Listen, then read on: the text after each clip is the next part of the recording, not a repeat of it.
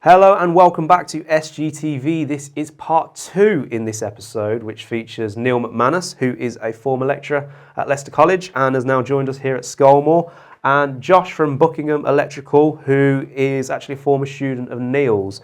So you mentioned about a lot of people wanting to go straight into, say, domestic. Yeah. And again, nothing wrong with doing that. No. But I think one issue, especially if you're self-employed, when you're in domestic and commercial, you might gain regular customers, like you might get invited back to this person's house, to this person's shop or whatever. But you're often looking for what's next. And people get booked up well in advance, so it's not always an issue. But with industrial, how has that sort of panned out? Are you sort of, because you're with the same sort of factory, are you almost gaining sort of like maintenance kind of contracts, or how's that work? So just through the lack of them having manpower, we sort of drop onto different bits and bobs of maintenance, which is great for us because we've then learned and we've cut our teeth in that, and it's another string to our bow, something else that we can offer. But yeah, to get into it would be difficult, I suppose. We've been very, very lucky with the place where we're at. Training opportunities, opening doors, willing to try things. Well, that's the other thing. You might get the opportunity, but it's being willing to then do it. And there's a lot of times where we're saying, "Nah, I don't know what that is," or I'm not sure, or something like that. But we'll go along, even if we're sort of shadowing a breakdown team, or what we used to do. And we spoke yesterday about this. It also, like when you're doing these new factories in that, the need for fire alarm systems in that, and like we spoke about lighting circuits and the opportunities like that Scolmore can provide for services to yourself. You know how to run the cables, you know how to, but the design side of things and the commissioning side of things.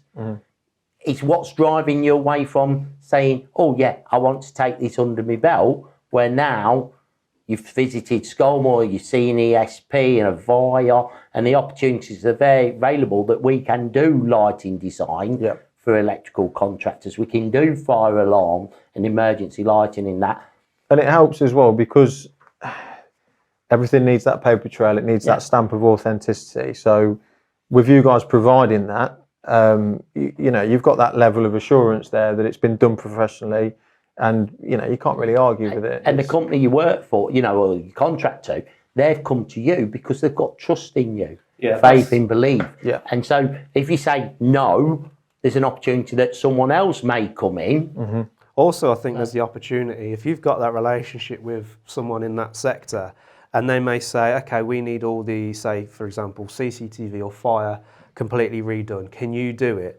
You might think, actually, at this moment in time, I can't, but they've got that relationship with you where you could say, I tell you what, if you can leave that with me, that's something we could look at. And there's an opportunity for people like yourself to expand your business. Rather than, I'm sure they'd be more than happy for you to say, actually, I don't do it, but I know someone who do. Let's bring them in. But if you were to say no, but that's something we're looking to expand as part of our offering, I'm sure a lot of people would be like, okay, I've worked with you for this long, I can trust you. I trust you to take that under your belt next.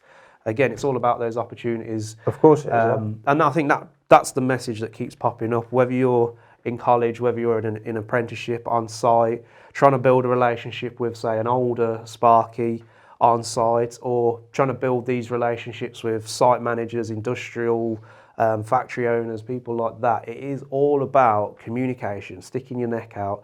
There might be 10 people on a job, all just cracking on, doing a brilliant job, but the one person who's saying, I can do this, or I might not know the answer to this, but leave it with me, we can figure this out and I can come to you. That's what gets people noticed. That's what's going to take you from not being interested to earning. The other thing is as well, a lot of people who you meet during your apprenticeship, you will continue, they're around the same age group, you're in the same industry, you will continue to meet them. And if you build good relationships with them, there might be something that they specialise in that you don't, and there's a business opportunity there, because you can collaborate together on something. You say you're working with another ex-student at the minute. Was it Ben?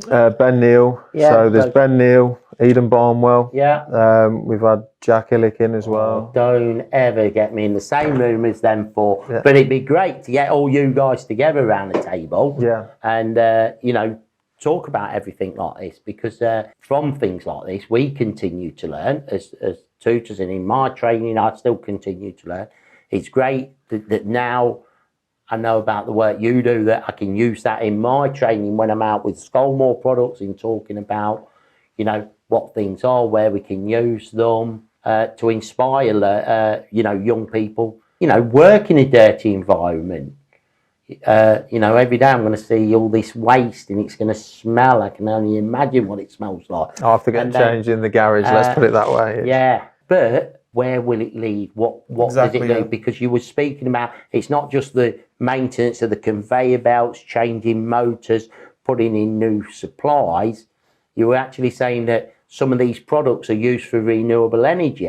Yeah. So now you're going into the renewable side of things as well. Yeah, massive opportunities Working, going there. Which is the changes from where every house, I don't think Skolmore would have survived back in the 60s, where you had one light pendant, one switch, 2 sockets in an house, and now domestic wiring is changing, that you've got EV chargers, you've got solar, you've got wind, you've got hydro, everything's changing, ground source heat pumps.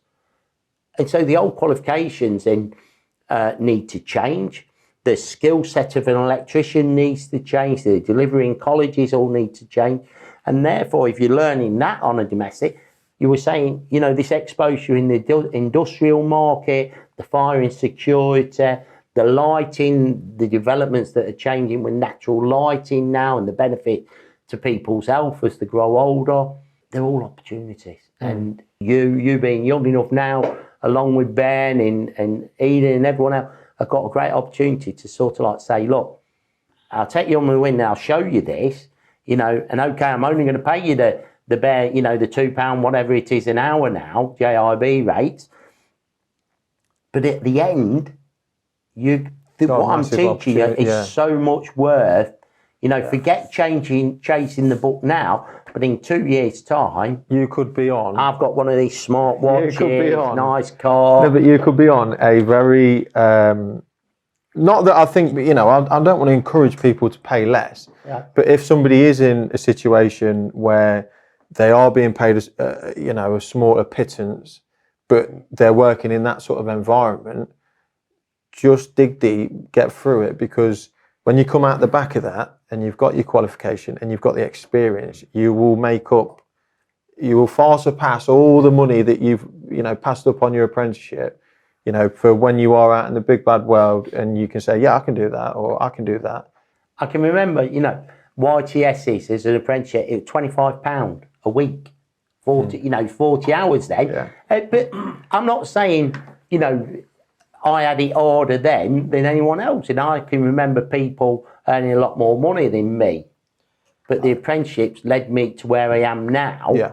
And young people, I wouldn't say have got it any easier. The cost of living's a lot higher than it ever was, Yeah. and it's irrelevant. So there needs to be a fair pay structure, but I think you need to cut your teeth and do the groundwork first.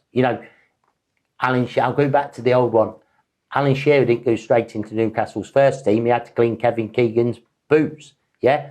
Nicky Butt had to clean Brian Sounds Robson's old boots. now, Yeah, I was going to say, really showing your age now. Yeah, when you're talking about earning potential, without having to ask people what they're earning, a good thing I think apprentices can look out for is when you're talking to people who are working, whether it's at McDonald's or wherever, what sort of they're going to be earning. But if you look at electricians who are VAT registered, you work out what you have to earn to be VAT registered, and you're quickly going to understand how much money that individual themselves is earning, and that's going to set you above what all of your mates are on, really. But anyway, but I think that brings us to the end of this episode.